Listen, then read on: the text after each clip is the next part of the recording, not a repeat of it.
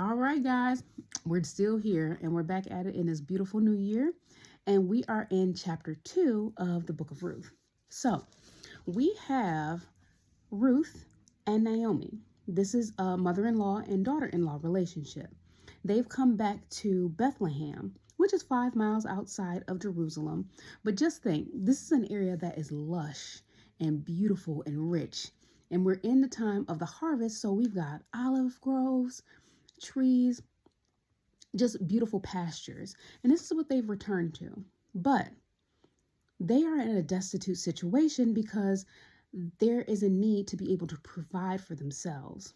So this speaks to the beauty of Ruth's character because I'm eating an egg. Keep the protein up, guys.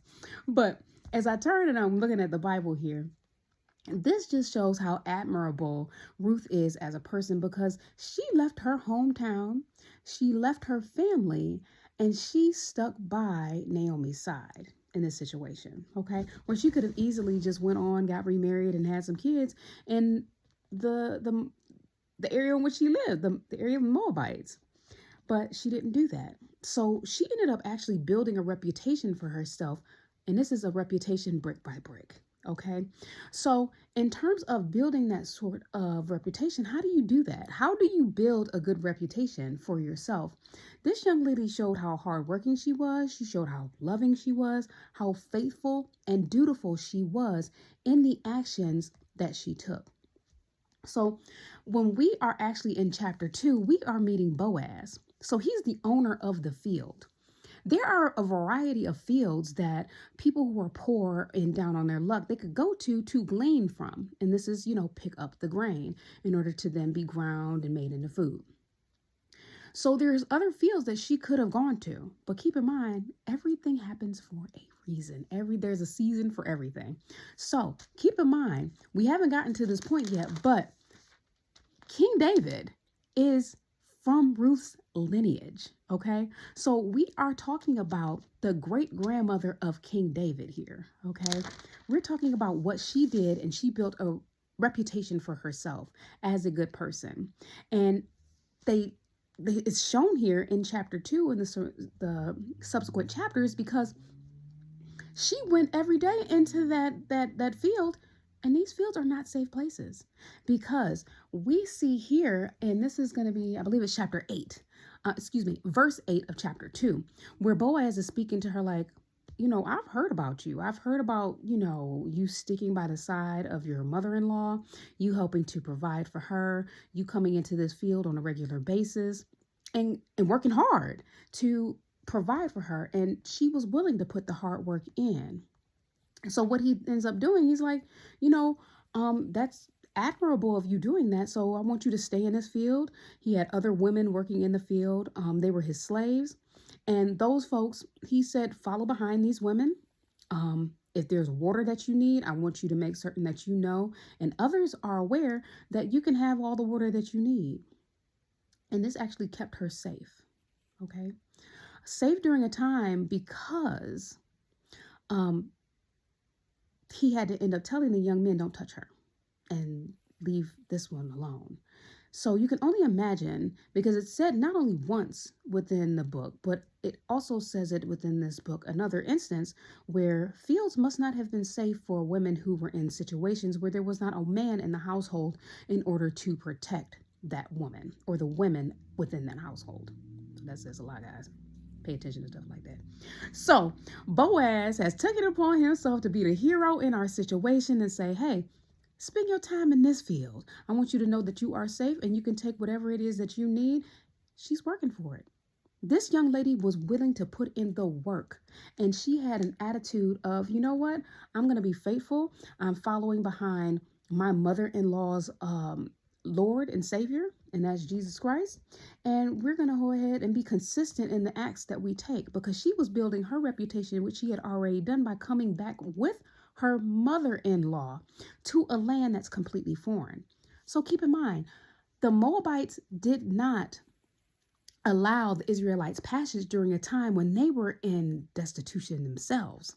So when the Moabites did that, and this has nothing to do with actual Ruth herself, it's just the fact that she's a Moabite, there would naturally be tensions. She is in a completely different foreign land than any unlike she's ever been in before.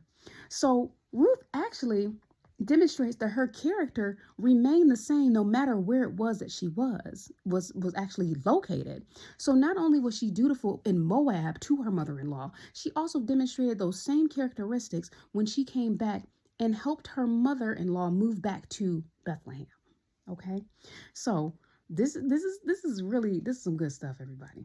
So now that this young lady's reputation, because people are watching her, they are watching her. So a person's reputation is not based on just gossip and slander. It's also based on a person consistently doing things for other people when others are not watching. But those things set folks apart based on their faithful and dutifulness to other people. And that can open all types of doors for a person. You never know what might transpire or take place. So we have Boaz giving the young men in the field orders to not touch Ruth and to leave her be, and that this young lady can glean as much as she'd like. He also gave them some extra orders. He said, drop a few of them grains. I'm saying them grains, but that's how I read it as I'm reading through these chapters. You want to make it just as juicy as you want to, because these are beautiful stories. This man is a family redeemer. We'll talk more about what exactly the role of a family redeemer was, but this man is very wealthy. And in order for wealthy people to share within the community, Boaz went above and beyond. He had a field. Yeah, it was written into law that the outer portions of the field be left for those who are poor to, get food. He didn't have to tell the men to drop a little bit of extra so Ruth could pick it up and make things a little bit easier for her during that time frame. He didn't have to do that, but he did.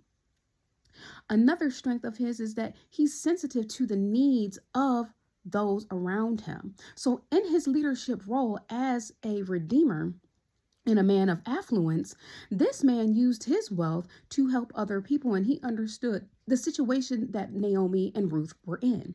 So he helped use his strengths to build up other people. And that's what you're supposed to do as a leader. You use your strength to build other people.